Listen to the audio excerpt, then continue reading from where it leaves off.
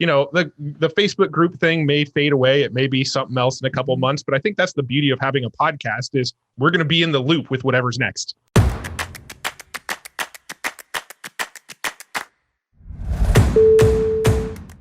Hey, what's going on? Joel Irway here, and welcome to another very special episode of Experts Unleashed. And today we have an incredible interview I'm super excited about because I'm going to have a lot of fun. It's always great when I can have fun on interviews, and I know this interview is just going to be loads and loads of fun because we have Matt and Joe on the show today. Matt and Joe were on my other podcast, Sold with Webinars, talking about webinars and talking about growing all the ways that we can make money with webinars. And this was probably back 2 or 3 years ago. I've been on their show, and every time that we get to chat, every time that we get to jam, it's just a lot of fun because these guys are the boy bands of internet marketing, of digital marketing. I didn't come up with that. They told me that before the show, so I'm going to roll with it. But I'm super excited because today we're going to talk about podcasting. Podcasting as growing, as establishing a brand, growing your brand, and establishing your influence is what these guys have done for a very, very long time. They've done it very successfully. And it's something that I have not talked about on this show. And I know it is very relevant to those of you who are listening right now.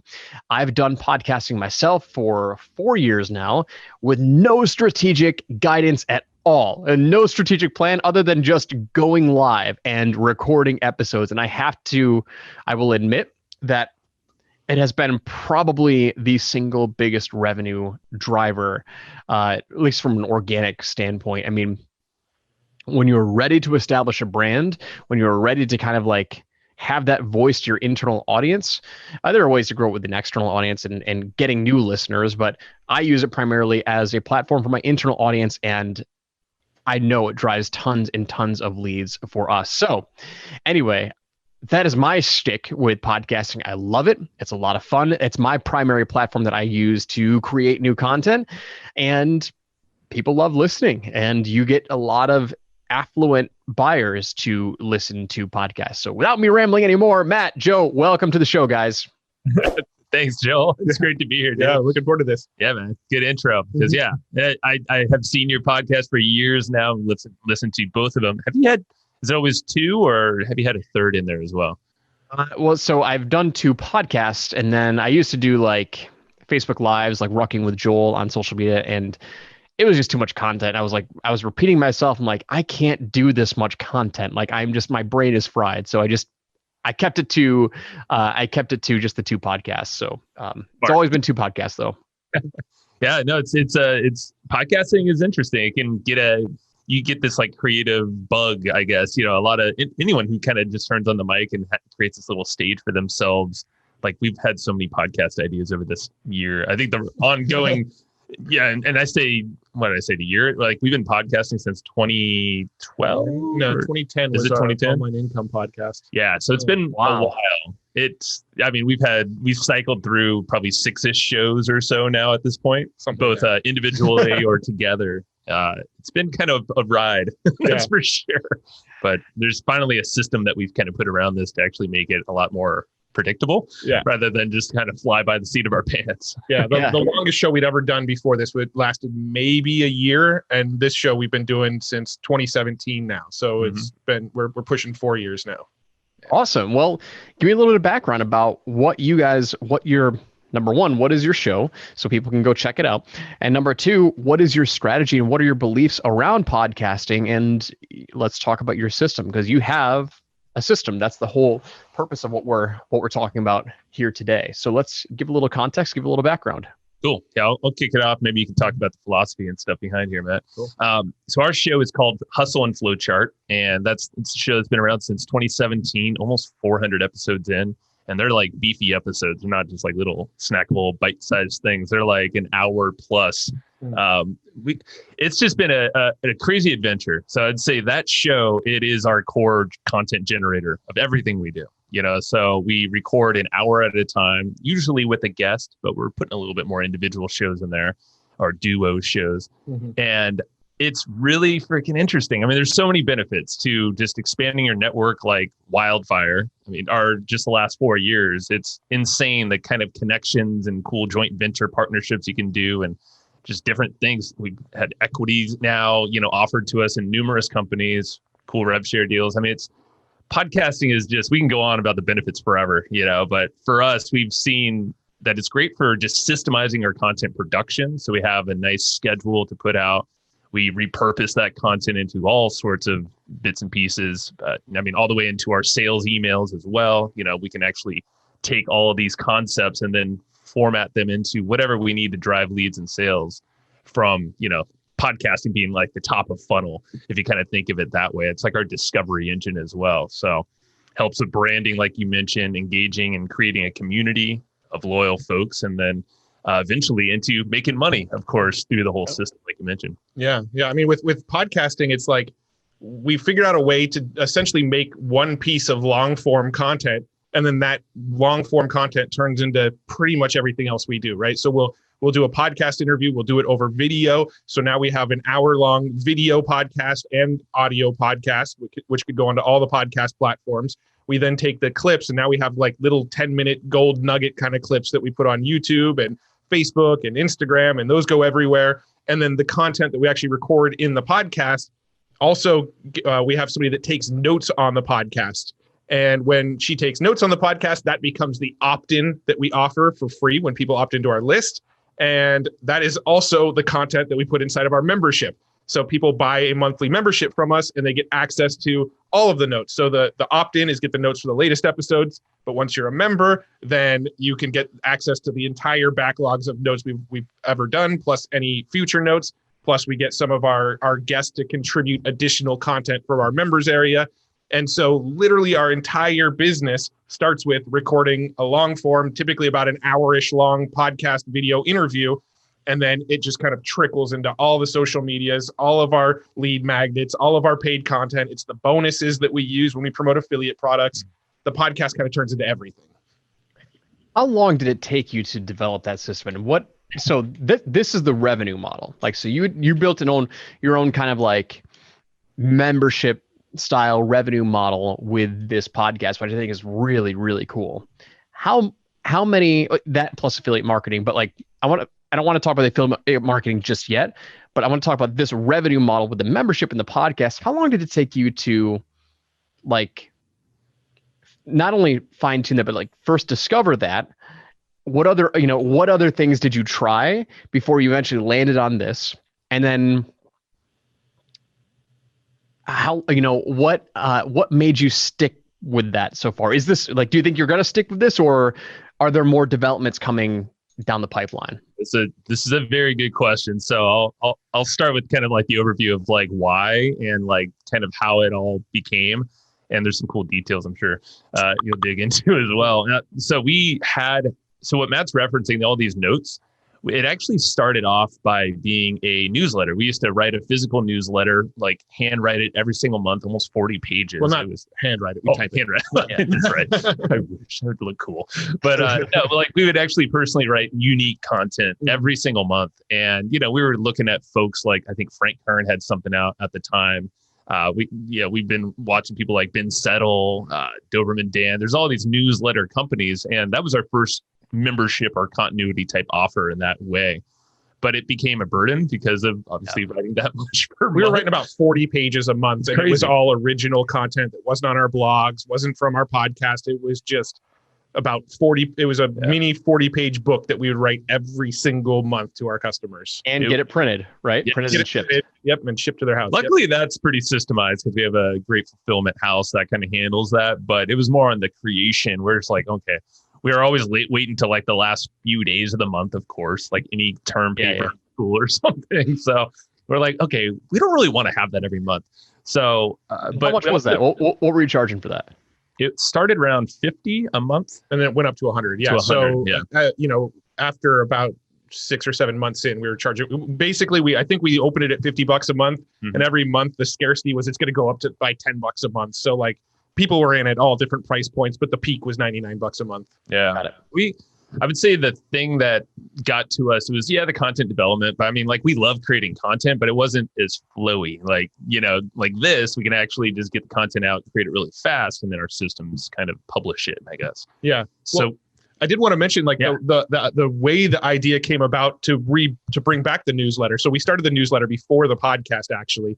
And then we, when we got really into the podcast, we phased out the newsletter because of the workload. And then there was maybe like a year period where we didn't have the newsletter anymore. And the newsletter actually came back as a result of guests on the podcast sort of feeding us ideas on how to improve our business. We had, was it Brian Kurt? No, Doberman Dan. We had Doberman Dan on the show, and he's a big print newsletter guy. And he started explaining some of his concepts around print newsletters. And we're like, maybe we should bring this concept back. Let's just be smarter about it this time. Yeah, like we had the systems dialed to, like you said, print and ship and all that stuff, fulfillment. And, it's unique. If you can land in someone's mailbox at home, I mean, that's pretty dang unique still, even though people have been talking about it a lot. Like there's no real filters over there and not a lot of competition either for good stuff in your mailbox, of course. But I would say one of the biggest things, so the reason we brought the podcast into the fold, you already had one going. It's called Authority Insider. So what we chose to do, seeing like kind of the stressors of running a newsletter business, we had an issue scaling it as well in terms of marketing the thing. We're like, we want to give away more stuff for free. Like we've always had this pull to that content wants to be free. It's kind of like a mantra over the years for us. It's like, how can we just give more, but still not sacrifice monetizing, but let's get more creative in how we're monetizing. So that's why the podcast became what it is, Hustle and Flowchart, where we can really dive in deep. But then, that's when the notes came around, and then the notes are part of a membership. So now it's only $15 a month or $59 a year for an annual digital membership. So that was kind of the philosophy and the structures of how that thing kind of came around.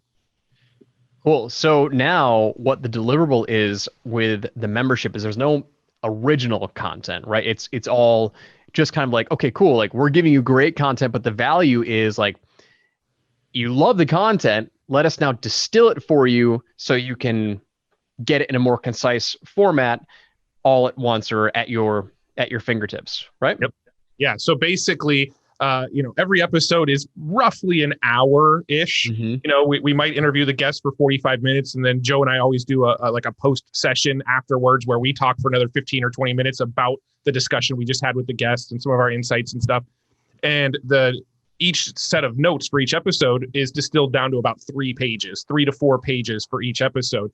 So you can basically consume an hour's worth of content from the podcast in 5 to 7 minute read, essentially. Like, here is all of the gold nuggets from this episode. And then also, if you don't want to be sitting at a computer learning all of this, look, we'll print it for you and send it to you so you can go and sit in your favorite chair, dog ear it, highlight it, write the margins, take notes, whatever. And now you have, so what we're selling is the time savings and the convenience of, look, we're collecting all this content, but you probably don't have time to consume it all in the way that we're collecting it. So here's another way to consume it. So it's also a benefit for our guests as well, because they're getting they're coming on the show, they're getting featured on the podcast, they're getting featured on YouTube, but now we're also putting that guest name and ideas right in front of them in their home inbox where they can't ignore it. Yeah. That's interesting. So like this model is,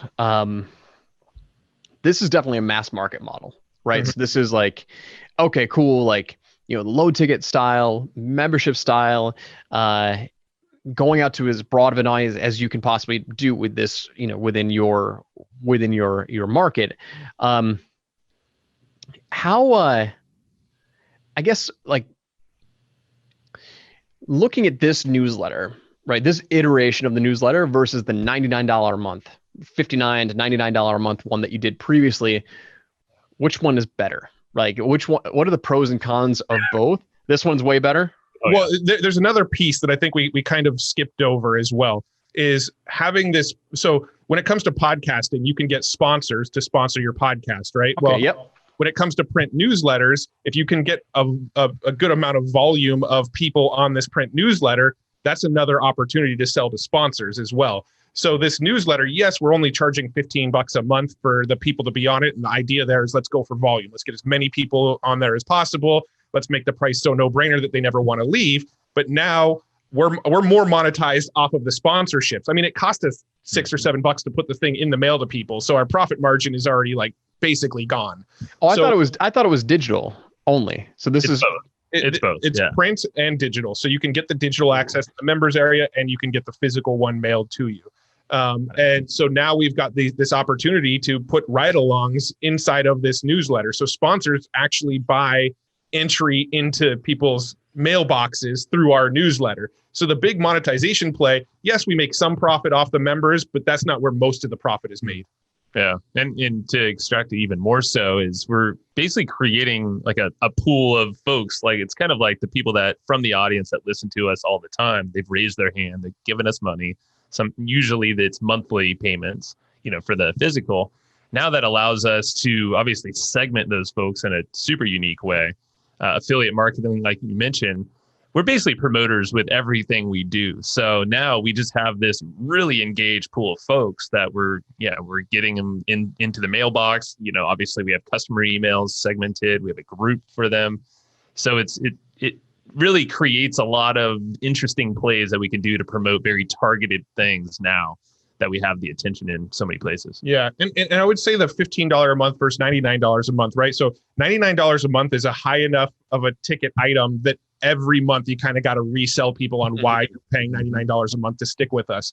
At $15 a month, it's almost like an impulse, like kind of, people just kind of let it go. So there is that sort of psychology to it as well.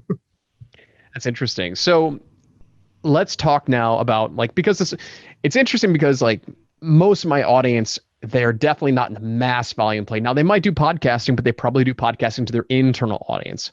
Your podcasting is, I kind of look at it like blogging back in the day, right? Where if you're trying to go mass market, you're really focused on SEO and trying to leverage your content as that top of funnel piece. So a couple of questions, which I don't know if you're totally open to sharing. What I'd be interested in is every time you launch a new podcast, what does that do for your subscriber, your newsletter base? Do you see a spike every podcast that you release? What does that look like? Yeah, I would say it stays very consistent because, growth, it depends on how many new people are coming in and finding the show. So there's, like I said, top of the funnel. It's almost like, you have the podcast. Now we're doing more on YouTube. So that's a new discovery engine for us. Anytime we go on another podcast like yours, that gives us more downloads, and also gives us more opt-ins. So those are the times I would say we get more of the spikes, but definitely there's certain episodes depending on the guest. It's not always the big name guest like we thought it would be. Usually not the big name Usually guest. It's not. Yeah. Usually it's a very tactical episode from someone that cold reached out to us, which is still kind of rare. That will give that spike. So it's kind of weird and unpredictable in a way, but our thing is let's just be consistent. Let's keep doing the things that we know work and grow the audience and keep their attention. And then we're always taking them to the next step. It's not like we're trying to do everything on the podcast. We're taking them to, like Matt said, an opt-in page, a way to get something for free that allows them to just go a little deeper and a little deeper, So I would say the emails are really where we're getting our spikes, because we're really buttoned up on that. There's, it's super segmented as well. So anytime we do some kind of sequence there, that's where we're really seeing the spikes. Nice. So does your sales funnel, I mean, it kind of makes sense, right? Give some, from the ascension model standpoint, which is they opt in for something free, which is show notes for one episode, right? Or the notes for one episode. So does that immediately take them to a sales page for the membership? Hey, if you like this one, how about all of them, right? For 50 some odd bucks a year or $15 a month. Is that the tried and true sales funnel that's worked? That's it. But saying that, I would say most people don't convert immediately after opting in for the notes. Yeah. I would say it's usually, I would say it's probably about 30 days from the time somebody gets on our list to the time somebody becomes a member of that thing. But again, the newsletter isn't necessarily our biggest profit center. Most of our money comes from sponsorships, affiliate marketing. And now we have our PodHacker course, which we can talk about in a little bit, which is, generating quite a bit of revenue as well. But the membership aspect of it is in our minds almost just like another lead gen thing. It's just like a taking a lead a little bit deeper and making them a little bit stronger of a lead, essentially. Yeah. Well, so let's talk about that. So if the main revenue driver is not the membership site or not the newsletter, that's just kind of like one of your revenue sources.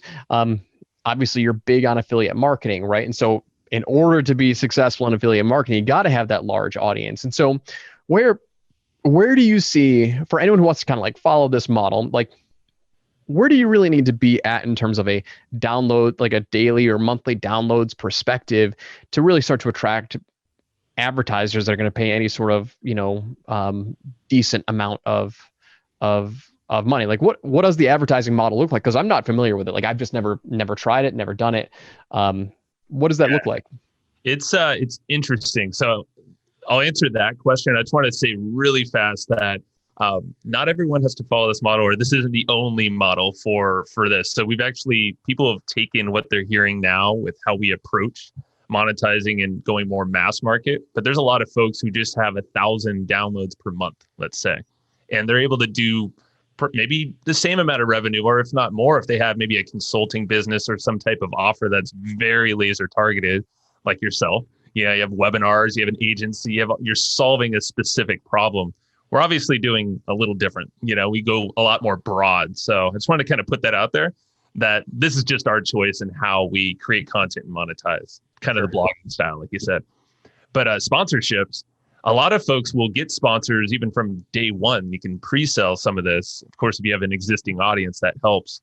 So the existing model, or the popular model that people think about, is the CPM model. So that's the cost per 1,000 downloads is basically what that is. And it's typically $25 per 1,000 downloads, maybe between $25 and $30. So you need a lot of downloads to do anything substantial if you start crunching the math. So that's where a new podcast, that's not a good model. And that's not the model we choose either. We go a flat rate model, and we look at our business, or our, all these different buckets of audiences that we have, where we have attention. Now that becomes an opportunity to sponsor. Could even be just a Facebook group. Our newsletter is one of them, our email list, or maybe a specific newsletter we send per week in that email list. We actually have a new one in the podcasting, focus that's going to be like a weekly newsletter. Well, that's going to be a new sponsorship area that we could play in that helps us essentially cover our costs. That's the idea with these sponsorships, is let's just cover our costs. And then anything above that is just free money, essentially, because it's very simple once you have these things defined. So we just basically suggest, we always say, go flat rate, figure out where your audience is and how to make that look appealing to whoever the sponsor is. Yeah. That's one way. I know there's an affiliate side. You can do that as well. Yeah. I mean, what we do with the flat rate is we put together bundle deals, and that stops the normal sponsors from thinking in that sort of CPM model, right? So we have our Facebook group, we have our email list, we have our blog that we can run banners on. We've got the print newsletter. We've obviously got the audio. We've got the YouTube channel. And so now we can go all sorts of pricing tiers based on where you want to get. So we have that bundle pricing, and that is how we manage to, like, from a download perspective, like I think we figured our CPM is more like $200 per 1,000 downloads versus the normal, $25 to $30 per 1,000 downloads. That's all because we've taken that bundle approach. And when people approach us and say, hey, we'll pay you $25 CPM, we say, nope, we don't work that way. Here's how we do it. And I think no one's ever turned us down. Yeah, we've had a 100% hit rate where anybody who wants to sponsor our podcast, they've gone, okay, fine. I mean, even LinkedIn sponsored us for a while, and that was through a big agency, which the agencies know how the sponsorships work. And I was just like, cool, here's our doc. Here's how we do it. Here's what we have for you. Yes. And it was a yes, like no debate. So I think, and most people don't approach it this way. Like, we hang out in a lot of podcast community, and I don't think I've heard other people going flat rate. And it blows my mind because everybody has the ability to do it. You just have to kind of reframe how you look at the attention you have for people. And that attention is money. You can do something with that. Yeah, it's really, basically, it makes total sense, right? And so even to translate that into my world, which is the high ticket world, when we talk to consultants who are used to charging like $1 per hour, like $50 an hour, $100 an hour or whatever, and getting them off of that model into the package model, which is no, you sell based on the result. Like that's a big shift. And that's kind of what this is. Like you guys have multiple assets now, and like what is the result? Well, they want exposure, right? And what you don't want to do is you don't want to pigeonhole yourself into what they view. Like, okay, yeah, we're willing to pay $25 per CPM. Like, okay, well, like that's not how we work. And you're also thinking about it completely wrong. And here's why. Meaning like you want a result. We have a targeted audience on multiple platforms. These are all of our assets. And so if you want access to all these assets, like, okay, cool. Like let's work on an exposure and an exposure medium that makes sense, that gets you access to all these different things. Then okay, cool. Then let's talk. But I love it, man. It's like, it's bucking the trend and thinking in terms of smart marketers, and not even smart marketers, just smart business owners. Like whenever you get pigeonholed is when you lose your leverage, and you never want to be rolling by other people, what people like, you never want to be rolling based on what other people think the price is. Like you want to get them to think in terms of what your value is. And I love it. Like that's awesome. So basically what you're saying is make sure you have multiple platforms, multiple assets that you can promote to. And that's how you distinguish yourself and raise your rates and have better advertising revenue model. And that's just one way to monetize, your content. And I mean, just to focus on the higher ticket, because we have a lot of folks who are in our communities that take our model more for the systematic approach and thinking. It's almost like out of the box thinking. I mean, we study a lot of the guys like Jay Abraham, Roland Frazier, all these people that are doing deals and things out of the norm. So we're like, okay, how can we apply that thinking and, put it here? So people who are selling high ticket, I mean, you kind of have even more of an advantage, I would think. Like you don't need a lot of people listening to your show. That's the cool thing. You don't need a lot of downloads, and you can make a very sustainable business. You can see the podcast as your, hey, here's where I can get new people to discover me, get to know me, really trust me. At the same time, they might be telling their friends about my shows. So my brand grows. Word of mouth is a big thing with podcast growth. And then from there, you just give them a little call to action on every single episode. Consistent is probably smartest, not to confuse them. But say like, maybe there's an audit call or whatever. I mean, you would be better at this, Joel. But like the next step from, like, hey, let's chat, 15-minute chat. Maybe there's an opt-in. You can even put them both on one page. We've seen that work really well. It's like for people that just want something free or people that just want to talk with you right now.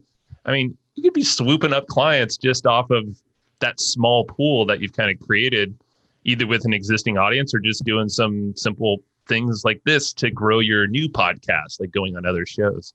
So it's just getting creative and working the system, really. So what do you guys recommend in terms of like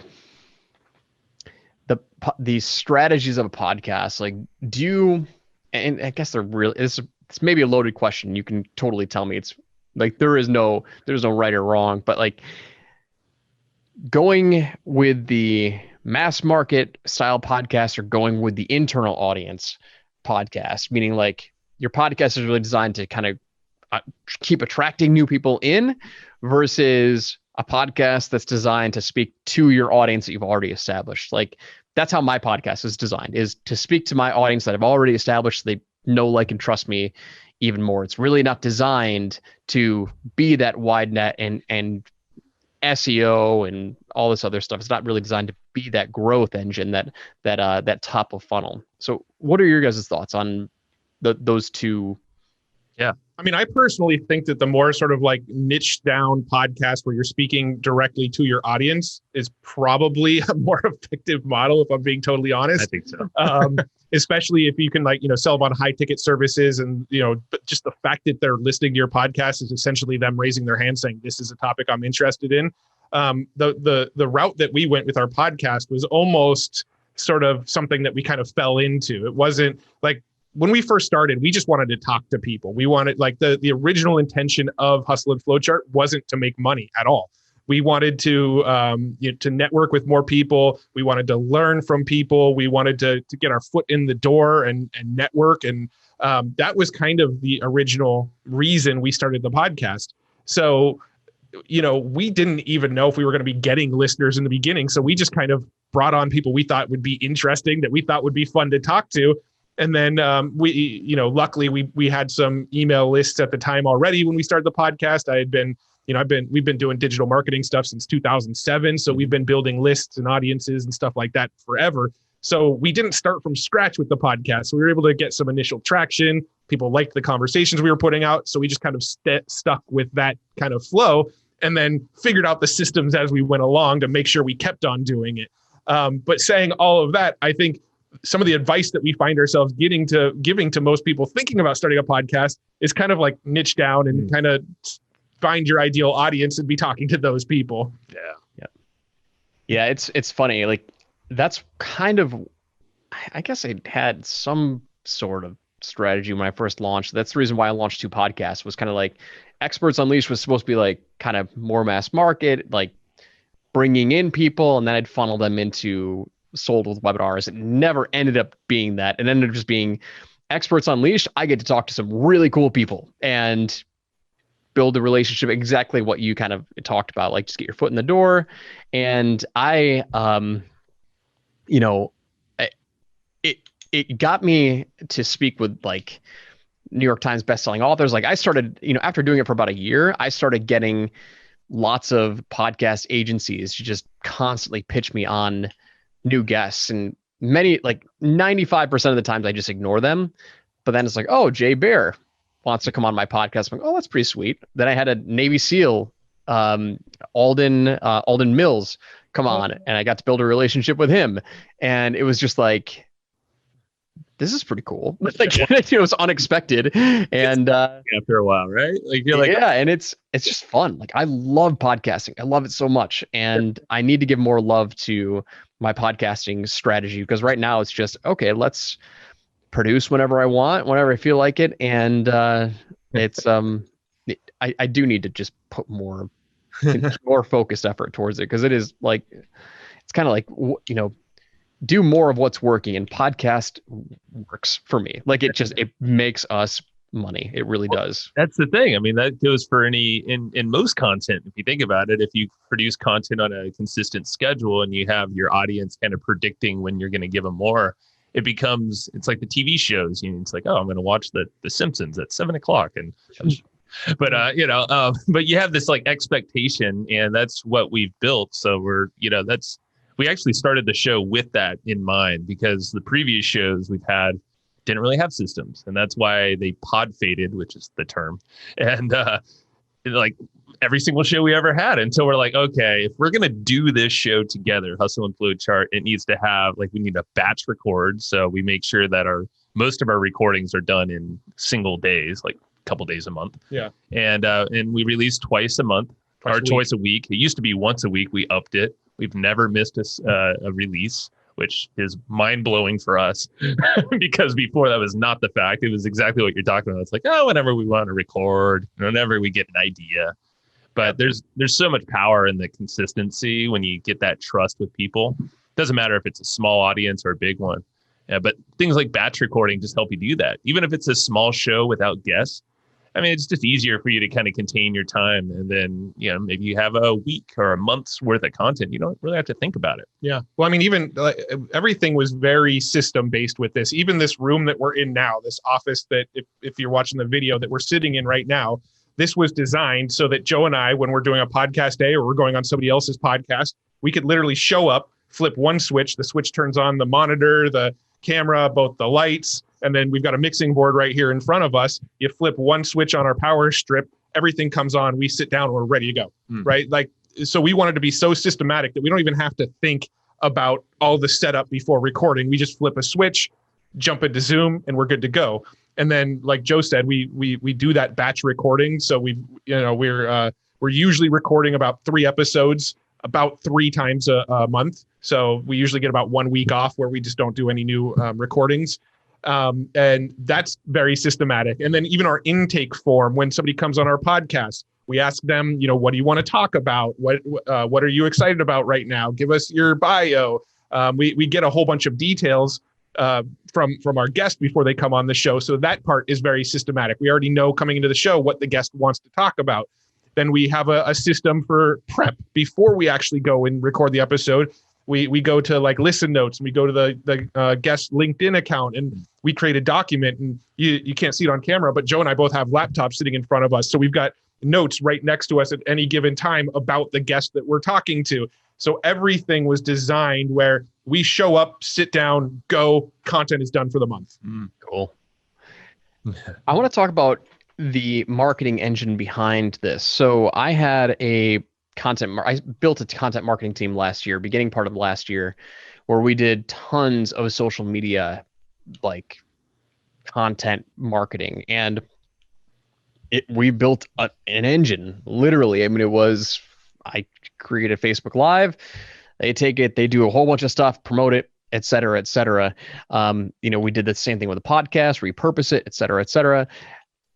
How effective do you guys find social media marketing with all the repurposed content? Because to be honest, I didn't see it as a super effective use of my team's resources and my resources. And so I stopped doing it and didn't see a huge drop in performance.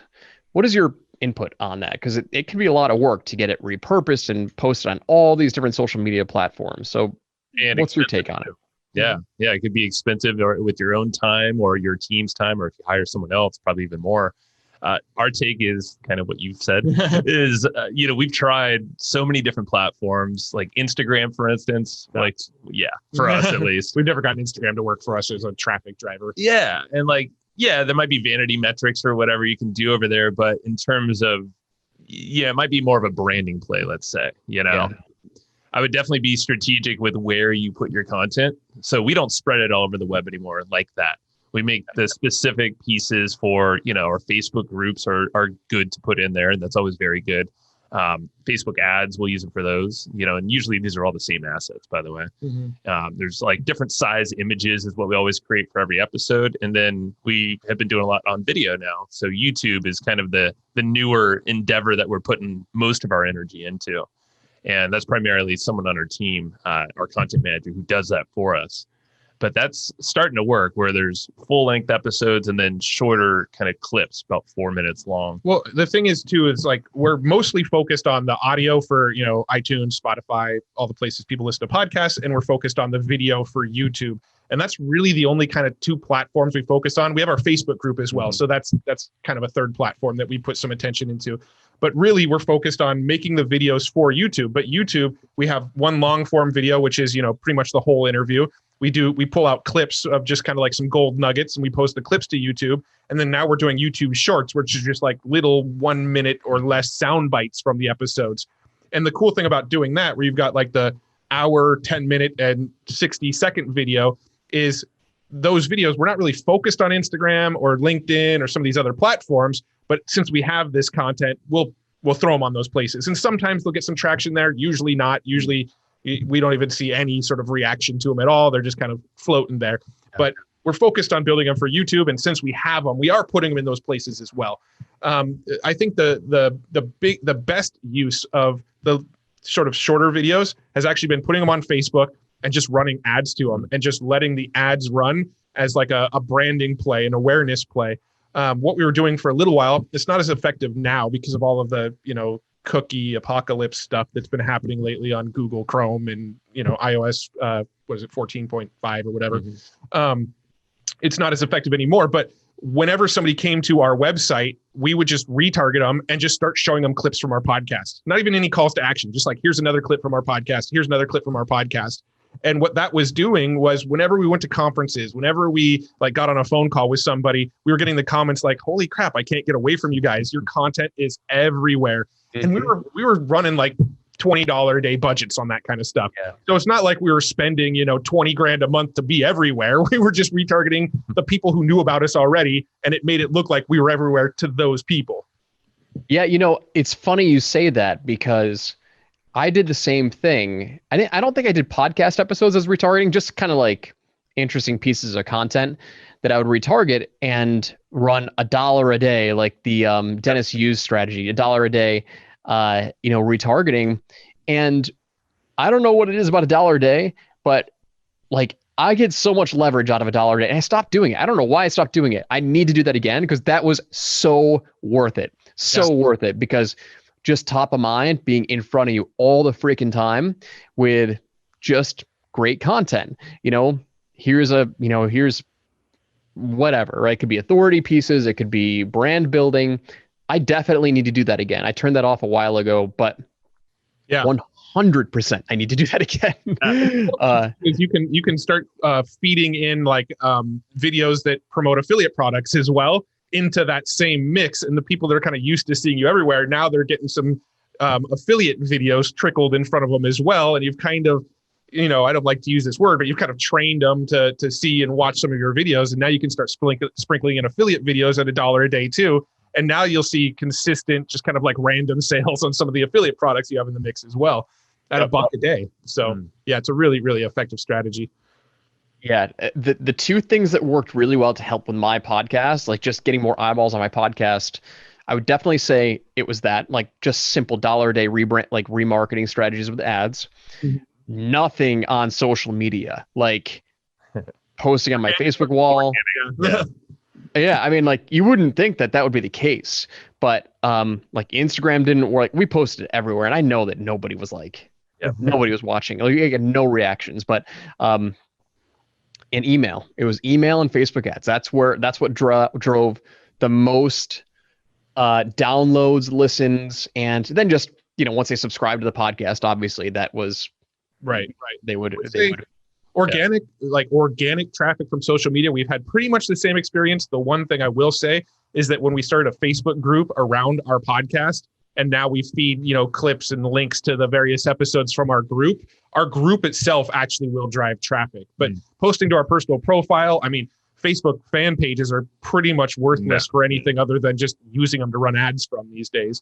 But the Facebook groups will actually get us some engagement on our stuff now, because we have a interactive enough community where they actually still get some reach inside of those groups. Yeah, I would say for any podcast, having a Facebook group, another place to kind of contain the community, the folks that are raising their hand and want a little bit more talk with us or talk with the community. I would highly recommend creating one of those, brand it like your show. So it's this seamless move over from audio to there.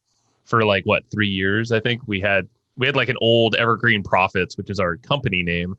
That was what it was. And it was like this disconnect from Hustle and Flowchart. Like the colors were different, the logos, it was just like, wait, where am I now? Yeah, we had to tell people to go there. So now we have like the call to action on our podcast is flowchartgroup.com. That's the URL. It's just a redirect to our Facebook group. But at the same time, in those questions, when that you can ask folks when they join a group, one of them is asking for their email address to get those free notes. So that's actually like the mechanism to get the email, but also get them into a Facebook group, so we have them in that area as well. So I will say, our Facebook group did drive some traffic to it as well. You just got to be. Facebook is so finicky now, especially with groups. Like anytime you post a link, an outbound link, like in your post, embedded in your post, like they throttle the reach completely. Now they're like filtering my messages. Like they're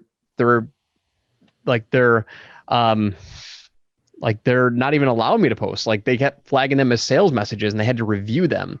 And so I'm like, oh God. So who knows how long Facebook groups will be effective, but they are very powerful if you build a good community. And I'm horrible at building a good community. Like I'm horrible at managing.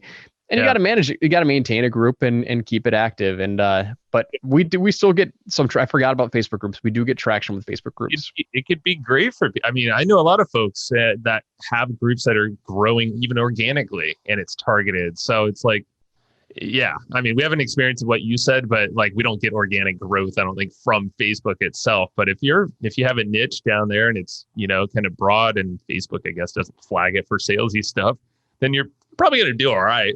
At least try it out.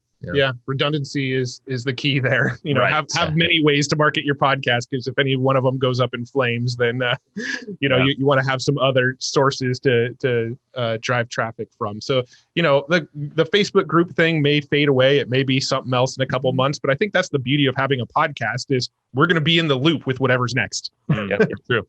Yeah. That's awesome, guys. Man, every time, God, I got to shut off my shiny object brain. But like, it's like I need to just refocus and refocus on my podcast. I mean, I do tons of solo episodes with sold webinars. I have found if you are selling high ticket, or like if you're driving this personally to your own personal brand and your own personal services, I found that the solo episodes are super powerful at establishing your authority and becoming that thought leader and building that trust. When I first started sold webinars, it used to be all podcast interviews. And I'm like, I kind of like just got burned out by doing podcast interviews. I'm like, I need to produce more content. So I just started doing solo episodes. And as soon as I started doing solo episodes, like they were commenting like, dude, I love your solo episodes. Keep doing more. So now it's like 95/5, solos to interview. And we're doing experts. What's that? We're doing the same thing. We're starting to work them in. I mean, we always did one episode a month without a guest. It was just me and Joe. We've done that for years, but we've gotten similar feedback is people love it when it's just us two, when we don't have a guest on. So we've added in a second per month now, but we're going to get to the point where it's 50-50. Half of our calls are interviews, half of our calls are no guests. We want it to now because we have more fun and we get the same exact thing. Yeah, people are like, we want more of you guys, So I'm like, oh. Yeah, and I think there's a lot to that. And also with more people jumping in the podcasting space, I think there's just tons of podcast interview shows. And it's like, okay, like, especially with the authors who are just making the rounds, they're promoting their book, or somebody who's promoting whatever they're doing, like they hit all the same shows. And it's like, okay, there's definitely a need for great solo episodes. And we exploded. I don't want to say exploded, but like we saw a huge uptick in conversions and leads coming in when I started doing more solos. But there's a good balance. Like, people still want, if they trust you, they also want to hear how you interact with other guests. So there's definitely a balance that any audience will enjoy. That's the authority side of things too. It is still borrowed authority when you can bring someone who seems like untouchable or like, whoa, like that's a speaker that normally it's like, well, it's people really aren't that difficult to bring onto a podcast. That's the dirty secret of podcasting. Is that like no guest is unreachable. We found really. Like we could get anybody. Sometimes you might have to pay, like, give some money to their charity or something like that, but there's nobody that we can't get. It's true. I think everybody overcomplicates that. Yes. Yeah. And that was actually the reframe. Got to give Roland some credit to that because, like, he helps run traffic and conversion.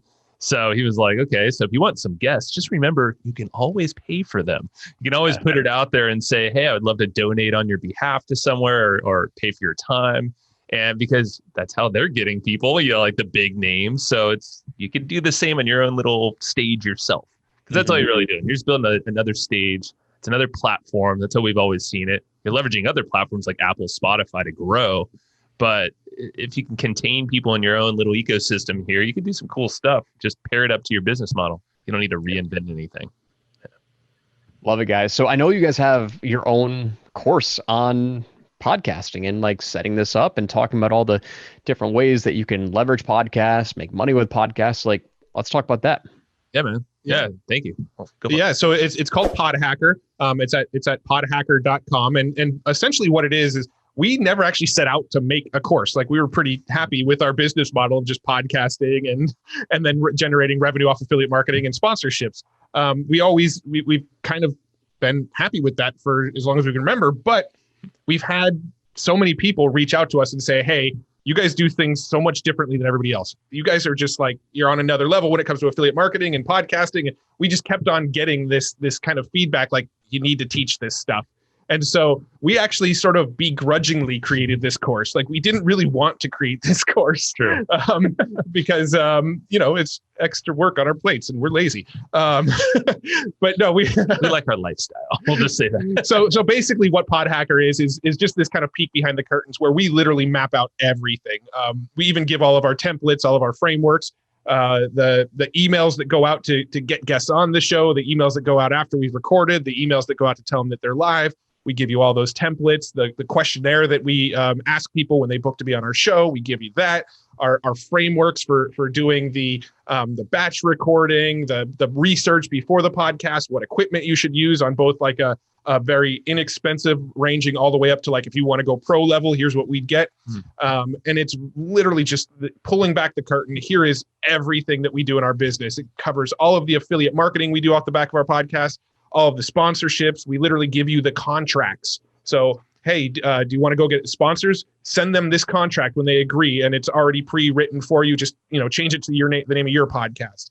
We give you the outreach emails to reach out and get sponsors. We teach the affiliate marketing strategies, the SEO strategies that we use to bring people in through Google. It's literally every question anybody's ever asked us about our podcast, our podcast affiliate marketing sponsorship strategy. It's just all laid out and mapped in sort of like a step-by-step framework that anybody can follow.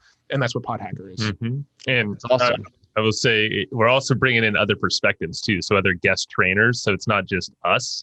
I think that was the big thing that we're like, if we're going to build this, yeah, we'll put our frameworks and things that people say that they want to hear. But we also want to bring the perspectives of folks like even yourself, Joel. Like you're doing a whole different type of show. You have an expertise that podcasters can take. So, like that's the kind of thing. We have monthly calls with a new expert every month. No extra charge or anything like that. It's just it's another form of podcasting for us. So we just light up and we love to share this stuff. So yeah, PodHacker is it. I'm on your sales page, your course page right now. It's so funny. I see so many of my friends on here, like as testimonials. Like I scroll to the bottom, I see Ryan Lee, Rich Sheffrin. I see Dean Holland's ugly mug on his on the video. Yeah. What was that? We go way back with Dean. Yeah, That's cool. we all started around in the digital marketing space at the same time. So we were all newbies together. I love Dean. Yeah. Yeah, this is awesome, man. I mean, it's so funny. Like, you go to the digital course world and like you can get the flakes and you can get, the courses that are just totally like flimsy and just thrown together, that are not really worth their weight in gold. It's like, this is super, like, we already know that your stuff is legit, right? I mean, there's no doubt about, the content that's inside. When you guys are speaking, it looks like you've got, it looks like you're on stage with Ryan Dice. What is that? Digital Marketers Conference? That's War Room. Yeah, one of their masterminds.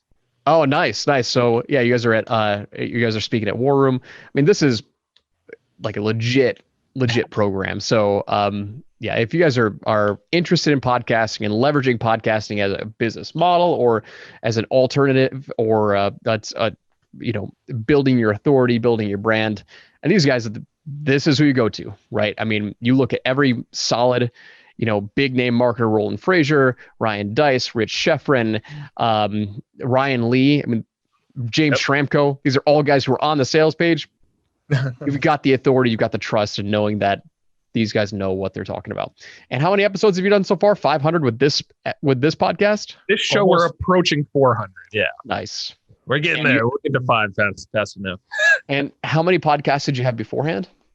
Ooh, 5 or 6. 5 or 6. Yeah. I had a couple with some other co-hosts. Joe and I have had a couple together before this. I've had one with a different co-host. I've done a couple solo shows. So if you put them all together, it's 6 or 7 podcasts. Yeah, it's up there. We've been podcasting. Our first show was back in 2010. So we've been podcasting now for over a decade, just not, all consecutively. I'd say the key too is you don't need all the cool fancy gear like Matt was showing off here, or even what you have, Joel, because I've seen your studio, your freaking the cockpit you got there. It's wild. It's called a battle station.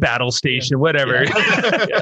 But you don't need that to like. There's just very inexpensive mics and things. Obviously USB, just hook it up to your laptop or whatever you're already using. I mean, back in the day, we were very embarrassed that we still showed some of these pictures, but we had used mattresses to prop up some of these like Yeti Snowball mics. You had I think a Yeti mic or a Blue Snowball. That's what it was. But yeah, I mean, you don't need fancy stuff. Just get the thing moving. Start ugly. And that's how I started. Yeah, it was a blue Snowball. Yep. That was it. It was like, It was fun. yeah. I had a Yeti, he had a Snowball, and we literally had them feeding into 2 separate computers, and we would record our podcast that way and then go merge the 2 audios later. That's how we started podcasting. Super good. But it was amazing. Yeah. Awesome. So go check it out, guys. Podhacker.com. Matt and Joe are legit. They're so much fun. I love jamming with them. I love having them on a podcast or being on their podcast. Like, we've had so much fun together. At least I think we've had so much fun together. I'll speak for myself. I don't know if you guys enjoy hanging out with me, but I enjoy hanging out with you. We love hanging out with you. Thanks for having me. This has been great. Yeah, it's been a lot of fun, guys. I love picking your brain, and these just become study sessions for me. So it's one of the beauty. That's also one of the hidden benefits of a podcast, is you can use it for like free mentoring. Yeah. And, Started it, but curb your enthusiasm a little bit if you're getting too shiny object syndrome. You got to kind of still hone it in. It's tough at first. Awesome, guys. So so make sure you go check them out. So Hustle and Flowchart is a podcast. What's the name of, is that Hustle and Flowchart? Is that the URL? Like, where can we go to your? You go to hustleandflowchart.com. You can go to the podcast. If you do it on your mobile phone, it'll take you to iTunes on an iPhone, and I think Google if you're on an Android. And if you go to there from your desktop, it'll take you to our show notes page where you can listen there. So hustleandflowchart.com actually will automatically redirect to the right place. Awesome. So we'll put those in the show notes so you guys have links. Matt, Joe, thanks again. Appreciate having you on. And for everyone else, we'll see you on the next episode. Take care. See ya.